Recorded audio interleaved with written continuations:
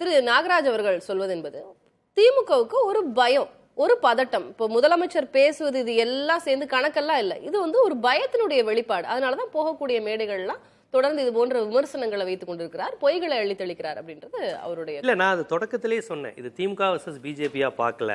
இப்ப உங்க அண்ணன் நாகராஜ அண்ணன் கூட என்ன சொல்றாருன்னா, பதட்டப்பட வேண்டிய அவசியம் இருக்கா? இல்ல, பதட்டப்பட வேண்டிய அவசியம் இல்ல. ஆனா ஒரு மாநில முதல்வர்ங்கிற அடிப்படையில் பதட்டப்பட்டே ஆகணும். திமுக கட்சி தலைவரா நான் தான் சொல்றேன், இந்த கான்செப்ட் திமுக கான்செப்டை அவர் டிஃபென்ஸ் பண்ணட்டும். நான் இது டோட்டலா ஒரு தமிழ்நாட்டினுடைய பிரதிநிதியா அவர் என்ன விஷயங்கள் சொல்றாருன்னு தான் நான் பாக்குறேன். இப்போ அவர் சொன்னார், எம்ஜிஆர் இருக்கும்போது 14 வருஷம் உங்களால் வர முடியலன்னார். அது இங்கே பிரச்சனையே இல்லை.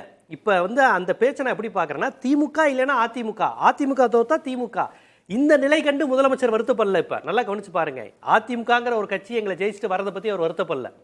எங்களை நீங்க வரக்கூடாது, ஒரு தேசிய கட்சியே இங்கே இல்லாத நிலையை தமிழ்நாட்டில் உருவாக்குனது. எம்ஜிஆர் கட்சி ஆரம்பிச்சதுக்கு அப்புறம் இங்கே ஏதுங்க தேசிய கட்சி? ஸ்தாபன காங்கிரஸ் இருந்துச்சா, பிரஜா சோசியலிஸ்ட் இருந்துச்சா, ஜனசங்கம் இருந்துச்சா? எல்லாமே முடிஞ்சே. எம்ஜிஆர் கட்சி ஆரம்பிச்சா எல்லாரும் என்ன சொன்னாங்க, திமுக பாதிக்கப்படும். நாங்க இல்லையே, ஸ்தாபன காங்கிரஸ் இந்திரா காங்கிரஸ் தானே இல்லாம போச்சு. அதிமுகங்கிற ஒரு வலுவான திராவிட கட்சி வந்துச்சு. 2 திராவிட கட்சியும் மாறி மாறி இங்க போட்டி போட்டுக்கிட்டு உங்களுக்கு தலித் மக்களுக்கா இருக்கட்டும், பெண்களுடைய வாழ்வுரிமையா இருக்கட்டும், இப்படித்தானே செஞ்சுக்கிட்டு இருந்தாங்க.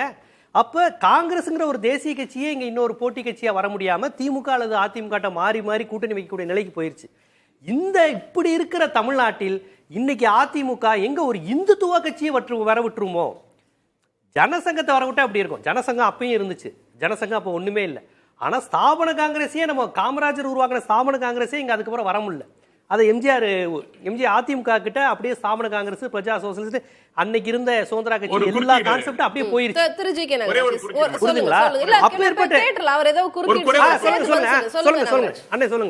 அவர் இந்துத்துவா கட்சி அப்படிங்கறத சொல்றாரு. அவருடைய பார்வைக்காக கோவால 25% கிறிஸ்தவர்கள், 3வது முறையாக பாஜக ஆட்சி செய்து கொண்டிருக்கிறது. 8% முஸ்லீம் இருக்காங்க. மணிப்பூர்ல 53% மைத்தி, 16% குக்கி. 2017 இருந்து அங்க ஆட்சி இருக்கிறது. மேகாலயால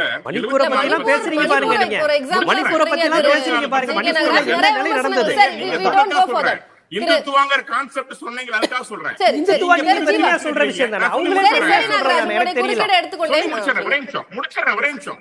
முடிச்சிடுறேன். அதாவது இவங்களுக்கு என்ன பயம்னா, கிறிஸ்தவர்களும் முஸ்லிம்களும் எல்லாம் மாறி மாறி பிஜேபிக்கு ஓட்டு போட ஆரம்பித்து விட்டார்கள். நாம இங்க பிரிச்சு வச்சிருக்கோம் இவங்க 2 பேர்த்தையும். எங்க இவர்களும் மாறி விடுவார்கள் என்ற பயம் தான், பதட்டம் தான், இவ்வளவு பதட்டம். அவர் சொன்னார் இல்லையா, இந்துத்துவாங்கிறது. கிறிஸ்தவர்களும் முஸ்லிம்களும் எங்கள் கட்சியை ஏற்றுக்கொண்டார்கள் வடகிழக்கு மாநிலங்கள்ல, கோவால ஏத்துட்டாங்க. அந்த பயம் தான் ஸ்டாலின் அவர் சொல்றது. அவர் இந்துத்துவா கட்சி அப்படின்னு சொன்னாலே இதுதாங்க தமிழ்நாடு. இப்ப அண்ணன் ஜி.கே. நாகராஜ் என்ன இருந்தாலும் ஒரு தமிழ்நாட்டை சேர்ந்தவர். ஒரு இந்துத்துவா அப்படின்னு சொன்ன உடனே அவருக்கு ஒரு பதட்டம் வருது பாருங்க. எங்களை அப்படி சொல்லாதீங்க அப்படின்னு சொல்றாரு பாருங்க. இதுதான் தமிழ்நாடு. முதலமைச்சர் சொன்னாங்க, இதே ஒரு உத்தரப்பிரதேசமா இருந்தா ஜெய் ஸ்ரீராம் சொல்லிருப்பாங்க. அவர் பொழப்ப எடுத்துறாதீங்க. இல்ல இதே உத்தரப்பிரதேசமா இருந்தா ஜெய் ஸ்ரீராம் சொல்லிருப்பாங்க. ஆனா அவர் எங்களை இந்துத்துவான்னு சொல்லாதீங்கன்னு சொல்றாரு பாருங்க. இதுதான் ஜி.கே. நாகராஜ். ஏன்னா இது அவருக்கு என்ன இருந்தாலும் தமிழ்நாட்டுக்காரர், அவரால் அந்த பேட்டர்னுக்குள்ள வர முடியல பாருங்க. அதத்தான் ஸ்டாலின் சொல்றாரு.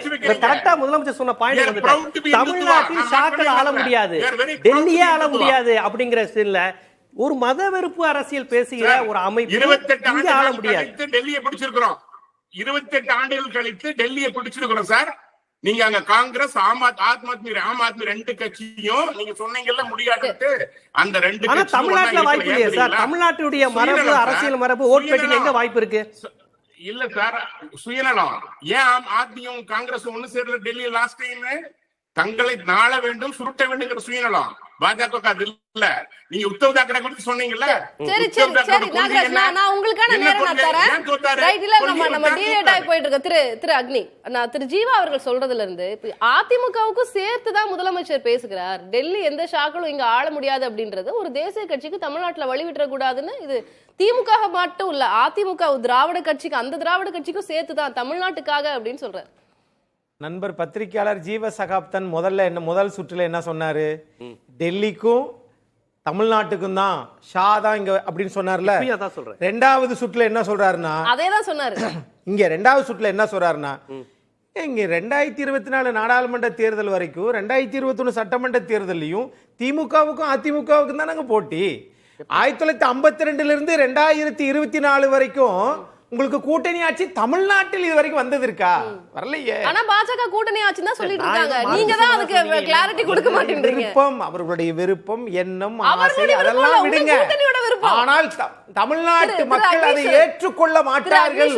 அதிமுக கூட்டணி என்டிஏ கூட்டணியினுடைய விருப்பம், அது அவர்களுடைய விருப்பம்னு எப்படி சொல்ல முடியும்? அதாவது கூட்டணி ஆட்சி இல்லை என்று அதிமுகவின் பொதுச் செயலாளர் முன்னாள் முதலமைச்சர் சொல்லிட்டாரு. அதோட அந்த டாபிக்கை க்ளோஸ் பண்ணிருக்கோம். அமித்ஷா சொல்லுவாரு, நயினார் நாகேந்திரன் சொன்னாரு. எது? அமித்ஷா தான் அது குறித்து முடிவு எடுப்பாரு, நயினார் நாகேந்திரன் சொன்னாரு. அது வரைக்கும் அமைதியா இருக்கணும் எல்லாரும் சொல்லியிருக்காரு நயினார். இப்ப நேற்று ஏன் வந்து கூட்டணி ஆட்சி அவர் அமைதியா இருக்கதான் சார் சொன்னாரு.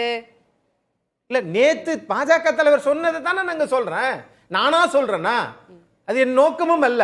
ஆனால் இங்க தமிழ்நாட்டை பொறுத்தளவுல இங்க திராவிட கட்சிகள் இன்னும் வலுவிழந்து விடவில்லை. அப்படியெல்லாம் எனக்கு நம்பிக்கை உண்டு. அதற்காக அவர்கள் செய்யக்கூடிய சட்டத்திற்கு புறம்பான செயல்களை ஒருபோதும் நான் ஆதரிக்க போவதும் இல்லை. அந்த நிலைப்பாட்டில் நான் தெளிவாக இருக்கிறேன்.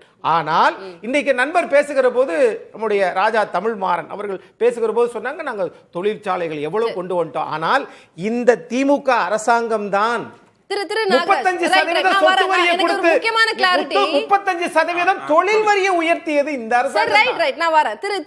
இந்த கூட்டணி ஆட்சின்ற விஷயத்துல நிறைய பிரச்சனைகள் இருக்குல்ல. அது அதிமுக தலைமையில் எடப்பாடி பழனிசாமி அவர்கள் தலைமையில் கூட்டணி அப்படின்னு இபிஎஸ் சொல்லிட்டார்.